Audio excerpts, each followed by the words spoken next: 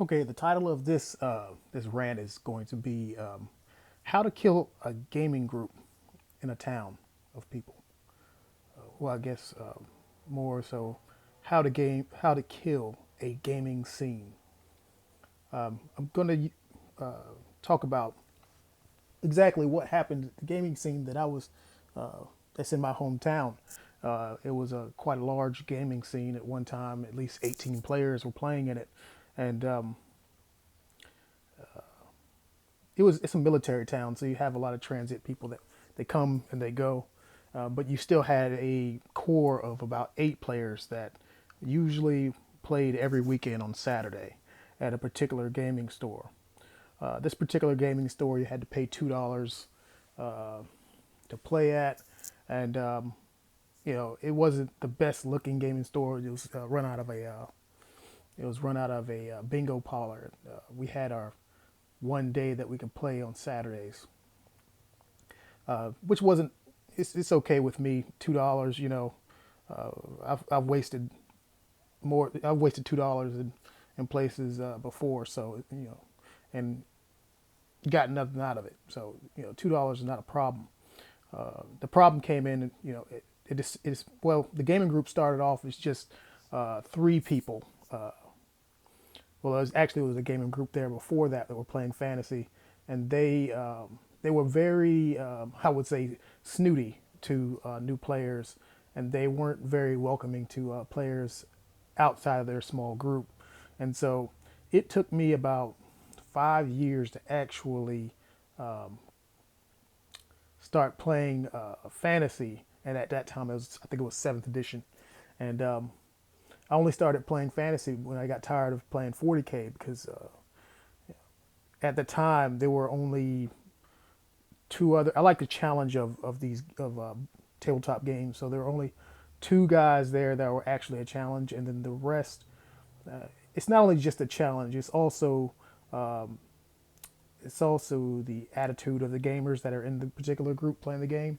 And it seemed to me that 40K's 40K's group here where I am was very toxic, and so I decided to start playing fantasy. One of my close friends from college, he decided to play fantasy as well, and he was a part of the old 40K group as well. So we both left 40K at the same time, and we had as the years went on, our second year we had a tournament, and the tournament had over 40 people to show up.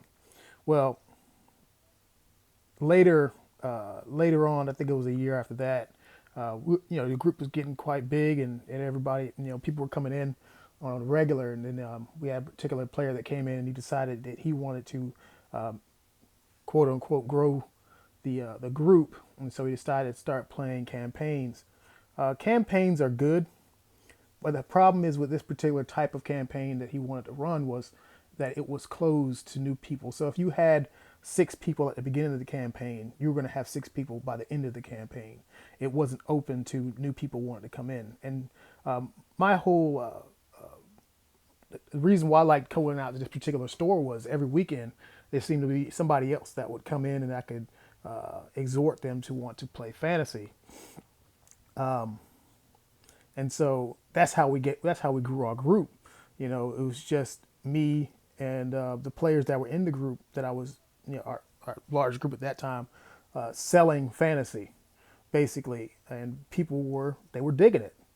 Well, at this particular time, they wanted to run campaigns, and the problem with the campaign, like I said, it was that it was closed to people that were new, just coming in and wanted to play the game, and so you would have 6 people sitting around waiting on games for the campaign when you had new potential new players coming in and wanting to ask questions or wanting to get a game in because they're new to town, and like I said, it was a transit.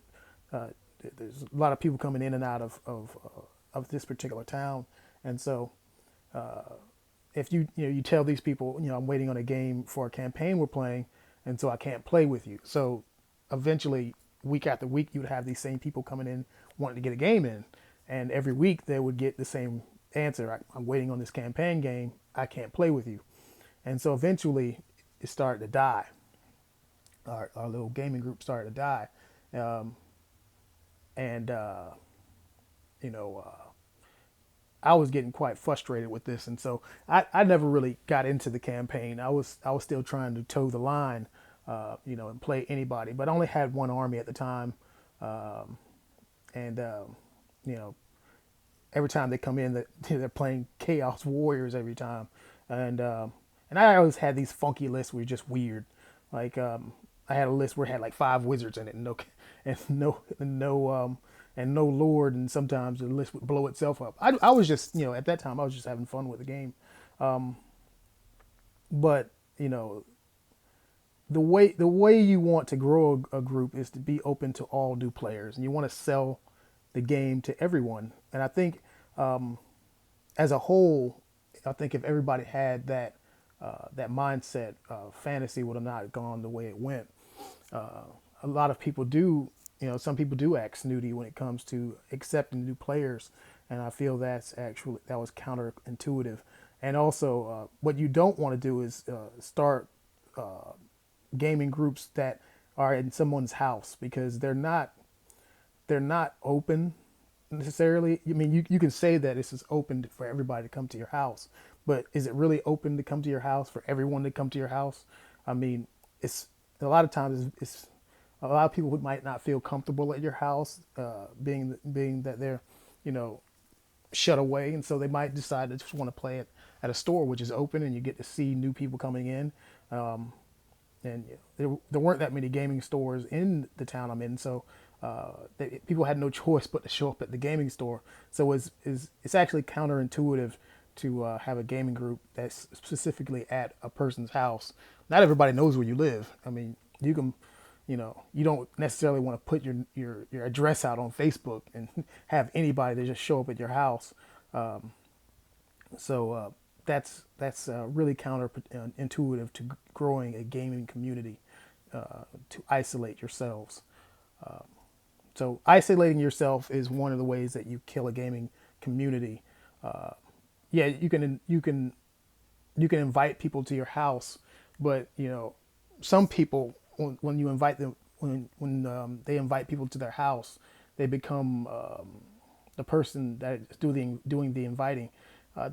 People have their emotional hangups, and everybody's accepting of everyone's emotional hangups, and so you can rub somebody the wrong way. Next thing you know it, they don't want to come over to your house anymore. And since it's at your house, it's almost like they're trespassing if they were to come back and want to play a game at your house. So it's better to have a neutral area to play at, like a FLGS. And you want to spend money at the local gaming store, and you might not agree with all the policies at that particular store, but unless you're opening a store yourself, you really have nothing to complain about. Enjoy your game. Go out there and play the game. Enjoy your game. Try to sell the game to people. That's how you grow a gaming community. And I feel that a lot of people have a problem with I don't know, just being open with people, and allowing the game to develop, loosely, and evolve with the gaming group, because every gaming group is different, and the people that play in a gaming group dictate how the games are going to be played within that gaming group. And so sometimes you have people at at a particular person's house, and they're saying this gaming group plays at my house, and they'll have house rules where you can't play with certain armies because that army is broken. Well, it's not necessarily that army might be broken. It might be that you're just frustrated with that particular army, and you're having trouble beating it. Maybe it might be your strategy and the way you're playing the game that allows you not to actually have a chance against it. Who knows? The thing is, you want to allow everybody to play. And I guess what I'm trying to say is a store is a good it's a good place for that to happen, where everyone can play. I mean, I guess I'm going to have to put a part two on this one because it's going to be quite long. But a lot of thoughts because I'm talking about this off the cuff as as thoughts come about. I just throw them out there. Um, but I hope you guys are listening. Comment, and what do you think about it?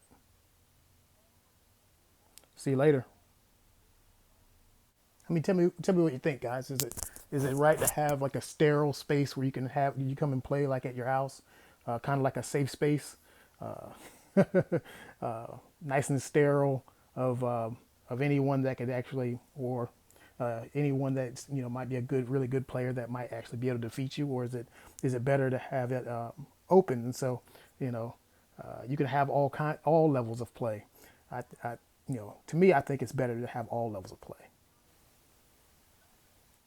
in a neutral neutral location like a store or wherever you decide to play.